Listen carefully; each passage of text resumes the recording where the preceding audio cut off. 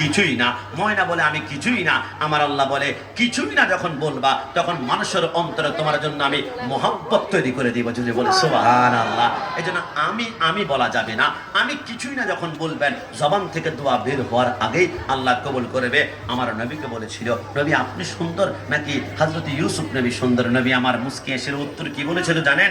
জামালি মিসলুল মিলহি। নবী আমার বলে আমার সৌন্দর্য হচ্ছে লবণের মতো। বুঝলাম না। মনে করুন নোয়াপাড়াতে আগামীকাল একটা মেজবানি হবে, উনি কোটিপতি, উনি চাইলেও 50 লক্ষ টাকা খরচ করে মেজবানি করবে। উনি দুবাই থেকে মশলা এনেছে, ওমান থেকে ঘি এনেছে, সৌদি আরব থেকে বিআইপি চাউল এনেছে।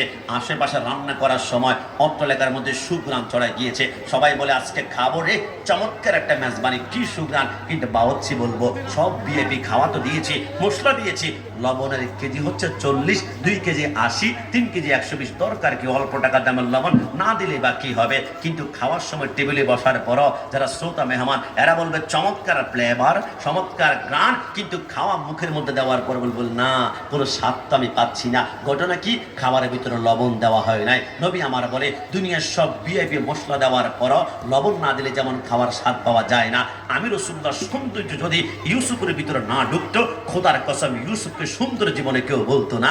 আমি রাসূলুল্লাহর সৌন্দর্য যদি আসমানের